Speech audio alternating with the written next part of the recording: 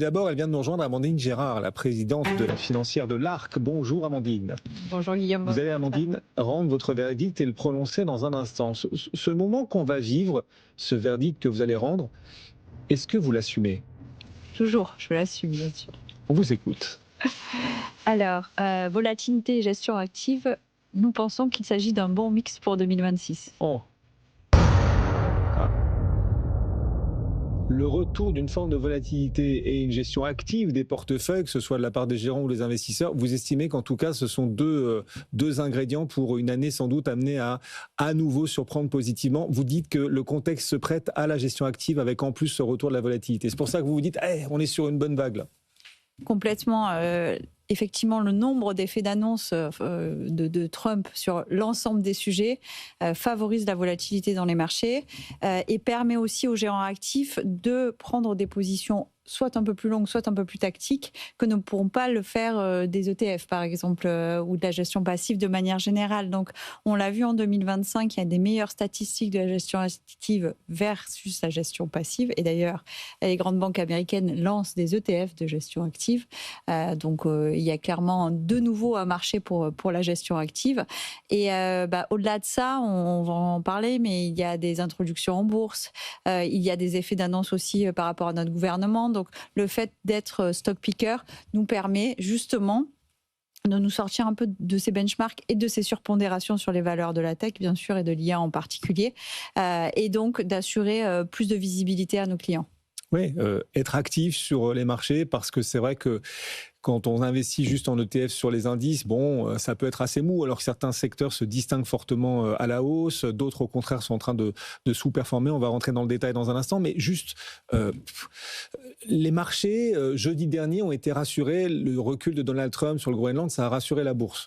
Paris a pris 1%. Et depuis, Paris, vendredi, a plutôt reculé. Là, aujourd'hui, on est stable. C'est-à-dire que le dernier taco là, de Donald Trump, ce dernier taco, il a l'air plus difficile à digérer que les précédents. En tout cas, il enthousiasme un peu moins les marchés. Ça signifie qu'on reste justement dans le scepticisme, l'inquiétude, l'attente peut-être d'une prochaine surprise à venir d'un point de vue géopolitique.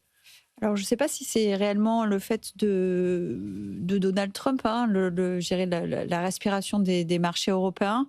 Notre situation à nous, budgétaire et politique, est compliquée. On est à la veille de la série de publications de résultats, puisqu'on a une grosse semaine à venir, que ce soit outre-Atlantique ou en Europe.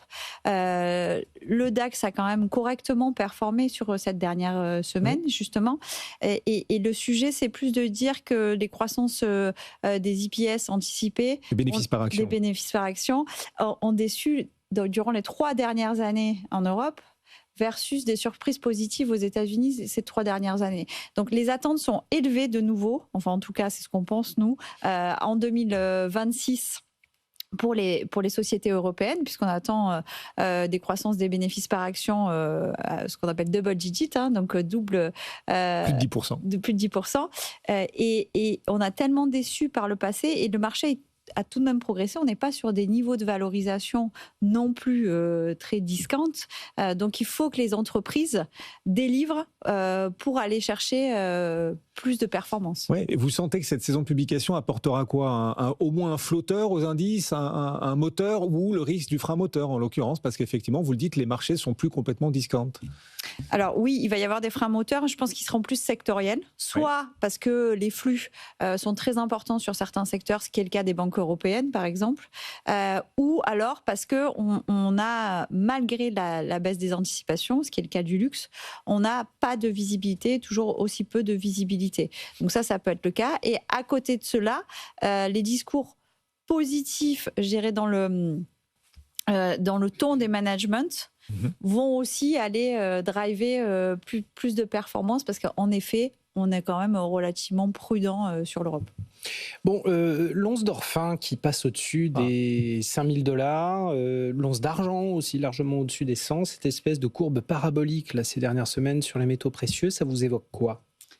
Alors c'est vertigineux, on sera tous d'accord. Ce qui est intéressant, on n'est pas des spécialistes des métaux précieux, mais c'est de voir que c'est en corrélation à la fois avec les évolutions des taux longs, et notamment du 30 ans US et même pour nous, pour la France, mais surtout avec une baisse du dollar notamment, et je dirais une défiance dans les principales monnaies due notamment, là aussi, aux situations budgétaires et au fait que ce soit le cas pour la France ou pour l'Allemagne, pour des raisons différentes, mais on va emprunter plus cette année, que les US ont besoin du maintien de cette croissance pour leur déficit budgétaire et pour assurer aussi leurs dépenses. Et donc, on va aller au-delà du risque géopolitique vers une valeur refuge qui est l'or. En plus, dernier point, on a quand même des politiques monétaires qui sont accommodantes. Même si les baisses de taux seront moins nombreuses, elles vont encore être nombreuses en 2026 de l'ensemble des banques centrales. Donc, comme vous le savez, l'inconvénient de l'or, c'est qu'il n'y a pas de rendement. Mais si les rendements baissent par ailleurs, du coup, ça fait... Oui, il suffirait d'une baisse de taux de la Fed cette année pour que l'or mécaniquement continue de monter. Je vous pose la question parce que le consensus n'attend qu'une prochaine baisse de taux de la Fed en juin. Il va falloir attendre juin. Et si on n'avait qu'une seule baisse de taux cette année, ça suffirait à porter encore ou justifier encore les niveaux actuels de l'or? Alors, il y a la Fed, mais il y a aussi la Banque d'Angleterre, il y a la BCE, on n'attend rien, pour ainsi dire. Donc, si on avait une baisse de taux parce qu'une inflation plus faible, parce qu'un marché du travail qui se dégrade, on l'a vu, que ce soit Capgemini, BNP ou Société Générale, ont annoncé toutes les 3 des licenciements la semaine dernière. Nous, on est assez prudents sur la croissance économique de la zone euro et particulièrement de la France. Donc, tout ça ferait que, oui, ça boosterait encore l'or. Les États-Unis, donc, qui sont en hausse pour ce début de semaine, Wall Street, les 3 indices gagnent 0,3-0,4%, notre CAC plus 0,1%, CAC qui sous-performe un peu l'Eurostock 50, ce qui est le cas depuis le début de ce mois de janvier. Le CAC sur le mois de janvier est stable, là où l'Eurostock 50 gagne 2,5%. Donc il y a une vraie sous-perf française, malgré le poids du secteur de la défense dans notre indice. Mais il se trouve que ce secteur, il se renforce aussi dans d'autres indices. À la bourse d'Amsterdam, où il n'y avait pas beaucoup de grosses valeurs de défense, désormais il y en a une. C'est la plus grosse introduction en bourse d'une valeur de défense de l'histoire à l'échelle mondiale. Ça a eu lieu vendredi, le tchèque CSG. Alors bon, c'est la blague qu'on fait depuis vendredi, mais CSG, c'est facile à retenir comme nom pour nous les Français. Inconnu au bataillon jusqu'ici, ce groupe. Il vaut désormais plus en capitalisation que Dassault Aviation. Il a gagné 30% vendredi pour son premier jour. Ça continue aujourd'hui. Le titre CSG à Amsterdam gagne 2% supplémentaires encore aujourd'hui. Est-ce qu'il faut renforcer encore d'après vous ? Alors déjà, ce qui est intéressant à dire, c'est que cette société, elle est détenue par un actionnaire qui plus est relativement jeune. Donc c'est une véritable réussite. Ils sont leaders dans les munitions et particulièrement les munitions de faible calibre. C'est un marché qui tend à doubler d'ici 2030, donc c'est très proche.